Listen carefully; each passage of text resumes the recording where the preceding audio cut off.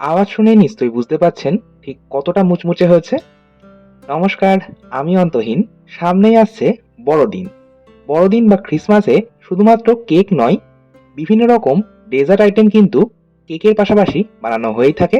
Christmas special আমার আজকের recipe রোজ cookies. এটা সাউথ ইন্ডিয়ায় ভীষণই জনপ্রিয়। এটাকে আচ্চাপ্পাম বা আচ্চামুরুক্কো কিন্তু বলা হয়ে থাকে। আসুন তাহলে শুরু করা যাক আজকের ভিডিওটা। প্রথমেই আমি কুকিজের জন্য একটা ব্যাটার তৈরি করব। তার জন্য একটা মিক্সিং বোলের মধ্যে নিচ্ছি বাড়িতে থাকা বড় চায়ের কাপ মেপে 1 কাপ পরিমাণে ময়দা। ওজন হিসেবে যদি বলি 250 গ্রাম ময়দা রয়েছে। এরই সাথে ময়দার অর্ধেক পরিমাণে নিয়ে নেব চালের গুঁড়ো। ওজন হিসেবে এখানে 150 গ্রাম চালের গুঁড়ো রয়েছে, অর্থাৎ হাফ কাপ চালের গুঁড়ো রয়েছে। এবার একটা ফ্লেভারফুল পাউডার সুগার বা সুগন্ধি চিনির গুঁড়ো তৈরি করব। তার জন্য মিক্সিং জারের মধ্যে নিচ্ছি 1/4 কাপ, অর্থাৎ 4 টেবিল চামচ দানা চিনি বা গোটা চিনি। এরই সাথে নিয়ে নেব কিছু মশলা, যেমন হাফ ইঞ্চি একটা দারচিনির টুকরো, নিচ্ছি 4টে ছোট এলাচ, আর এরই সাথে একটা ছোট জায়ফলের 4 ভাগের 1 ভাগ আমি নিচ্ছি, আর অবশ্যই জায়ফলটা একটু ভেঙে টুকরো করে নিয়েছি। এরই সাথে নিয়ে নেব 1 পিঞ্চ কেসর বা জাফরান। কেসর বা জাফরান ব্যবহার করলে খুব সুন্দর একটা গন্ধ আর ফ্লেভারের পাশাপাশি একটা ভীষণ সুন্দর হলদেটে রং হবে। আচ্ছা, এটার একটা পাউডার বানিয়ে নিলাম। আমাদের ফ্লেভারফুল পাউডার সুগার, অর্থাৎ সুগন্ধি চিনির গুঁড়ো একদম তৈরি। সম্পূর্ণটাই কিন্তু দিয়ে দিলাম। তবে অতিরিক্ত চিনি ব্যবহার করবেন না, কারণ এই আচ্চাপ্পাম বা আচামুরুক্কু বা রোজ কুকিজ খুব বেশি মিষ্টি হলে ভালো লাগবে না। আচ্ছা, এরই সাথে দিয়ে দিলাম 2 টেবিল চামচ গুঁড়ো দুধ আর হাফ চা চামচ লবণ। লবণটা কিন্তু নোনতা হওয়ার জন্য দিচ্ছি না। লবণ দিলে মিষ্টির টেস্টটাকে ব্যালেন্স করবে। এরই সাথে দিয়ে দিচ্ছি 1 টেবিল চামচ সাদা তিল।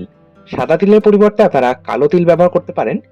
শুকনো উপকরণগুলো এবার খুব ভালো করে মিশিয়ে নিচ্ছি। আপনারা এর মধ্যে নারকেল কোড়া ব্যবহার করতে পারেন। ফ্রেশ হোক বা ডেজিকেটেড কোকোনাট, যেটা আপনাদের কাছে থাকবে আপনারা সেটাই ব্যবহার করতে পারেন। এবার এই ব্যাটারটা তৈরি করার জন্য আমি নিয়েছি নারকেল দুধ বা কোকোনাট মিল্ক। এই ব্যাটারটা আপনারা চাইলে নর্মাল দুধ দিয়েও কিন্তু করতেই পারেন, তবে সাউথ ইন্ডিয়ায় নারকেলের ব্যবহারটা যেহেতু বেশি হয়, তাই এটা কিন্তু নারকেল দুধ দিয়ে করলে বেশি ভালো হয়। আর এখানে আমি বাজারের প্যাকেটে যে নারকেল দুধ কিনতে পাওয়া যায় সেটাই ব্যবহার করছি।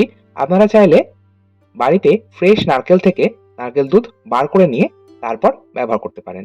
আর এখানে আমার 1 কাপ দুধ সম্পূর্ণটা ব্যবহার করার পর আরও হাফ কাপ দুধ নিয়েছিলাম, তার মধ্যে থেকে আমার 1/4 কাপ দুধ বেঁচে গেছে।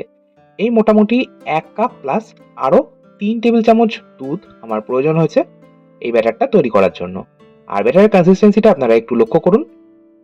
দেখুন, এইরকম একটু ঘন ব্যাটার তৈরি করতে হবে। ব্যাটারটা যে পারফেক্ট হচ্ছে সেটা বুঝবেন কিভাবে? দেখুন, একটা হাতা বা চামচের পেছনে যখন ব্যাটারটা লাগানো হচ্ছে, একটা পাতলা স্তর তৈরি হয়েছে। তার মানে এইরকম যদি স্তর তৈরি হয়, বুঝবেন ব্যাটারটা একদম পারফেক্ট হয়েছে। আর যদি ব্যাটারটা বেশি পাতলা হয়ে যায়, সেক্ষেত্রে কিন্তু এই রোজ কুকিজ পারফেক্ট হবে না। আর এখানে আমার আগেই বলেছিলাম 1 কাপ দুধ ব্যবহার করার পর হাফ কাপ দুধ নিয়েছিলাম, সেখান থেকে 1/4 কাপ দুধ বেঁচে গেছে। এবার একটা মোল্ড নিয়েছি। এটা রোজ কুকিজ বানানোর মোল্ড বা ছাঁচ। এই ননস্টিক রোজ কুকিজ মোল্ড আপনারা ইজিলি অনলাইন থেকে পারচেস করতে পারেন। এছাড়া যে কোনো সাউথ ইন্ডিয়ান বাসনের দোকানে আপনারা ইজিলি পেয়ে যাবেন। তবে আমি এটা অনলাইন থেকেই পারচেস করেছি। আমি পারচেস লিঙ্কটা অবশ্যই ডেসক্রিপশন বক্সে দিয়ে দেবো, প্লিজ একবার চেক করে নেবেন। আর আপনারা অবশ্যই এই ননস্টিক রোজ মোল্ডটা কিনবেন, তাহলে বেশি ভালো হয়। আরেকটা যে ট্র্যাডিশনাল রোজ মোল্ড বাজারে বিক্রি হয় বা অনলাইনে পাওয়া যায়, সেটা না নেওয়াই ভালো, কারণ সেটা ব্যবহার করা একটু চাপের রয়েছে। যাই হোক, অপরদিকে আমি রোজ কুকিজ ভাজবার জন্য কড়াইয়ের মধ্যে পর্যাপ্ত পরিমাণে তেল দিয়ে দিয়েছি। তেলটা মিডিয়াম হিট করতে হবে। তেলটা মিডিয়াম হিট হয়ে গেলে আমি এখান থেকে 2 চামচ তেল তুলে দিয়ে দিচ্ছি বানিয়ে রাখা আমাদের রোজ কুকিজ ব্যাটারের মধ্যে। এইভাবে যদি গরম তেল দেওয়া হয়, তাহলে ক্রিস্পিনেসটা ভীষণ ভালো হয়। আচ্ছা, এবার রোজ কুকিজ ভাজবার প্রসেসটা আপনাদের শেয়ার করি। আমি এই যে রোজ কুকিজ মোল্ডটা নিয়েছি, এটা প্রথমে মোটামুটি 1 মিনিট এইভাবে গরম তেলে ভিজিয়ে রাখবো। 1 মিনিট পর কুকিজ মোল্ডটা গরম হয়ে গেলে আমি এটা সরাসরি দিয়ে দিচ্ছি ব্যাটারের মধ্যে। তবে একটা জিনিস আপনারা লক্ষ্য করুন, আমি কিন্তু এটা সম্পূর্ণ ব্যাটারের মধ্যে ডুবিয়ে নিচ্ছি না। মোটামুটি 1/4 অংশ ব্যাটারের মধ্যে দিচ্ছি। সম্পূর্ণ মোল্ড যদি ব্যাটারের মধ্যে দিয়ে দেওয়া হয় তাহলে প্রবলেমটা ঠিক এরকমই হবে, আপনারা পাশে যেটা দেখতে পাচ্ছেন। আচ্ছা, এবার আমি গরম তেলের মধ্যে এই মোল্ডটা এইভাবে বসিয়ে দিয়েছি। তবে এখানেও কিন্তু আমি এই মোল্ডটা সম্পূর্ণ কড়াইয়ের তল পর্যন্ত ঠেকিয়ে দিইনি। একটু উঁচু রাখতে হবে যাতে এটা অনায়াসে ছেড়ে আসে। আমি আবারও সেকেন্ড কুকিজটা ভেজে নেব, তবে তার জন্য এই ননস্টিক মোল্ডটাকে আরও একবার গরম করব। তবে এবার 1 মিনিট পর্যন্ত গরম করার প্রয়োজন নেই। মোটামুটি 10 থেকে 15 সেকেন্ড তেলের মধ্যে দেওয়ার পর আমি একইভাবে মোল্ডের মধ্যে ওই ব্যাটারটা নিয়ে নিলাম। তারপর একইভাবে তেলের মধ্যে ছেড়ে দিচ্ছি। এটা কিন্তু অনায়াসে ছেড়ে আসবে।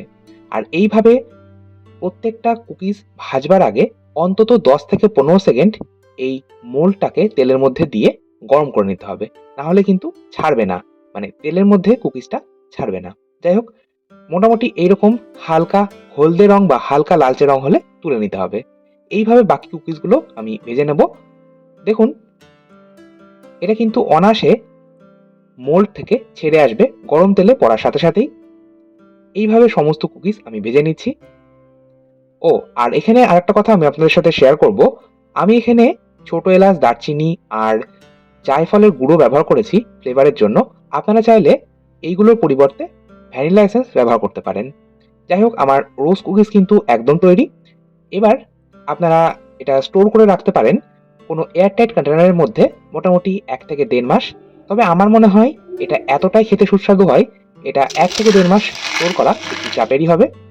আপনারা তাহলে এই বড়দিনে অবশ্যই একবার এই রোজ কুকিজ বানিয়ে নিন।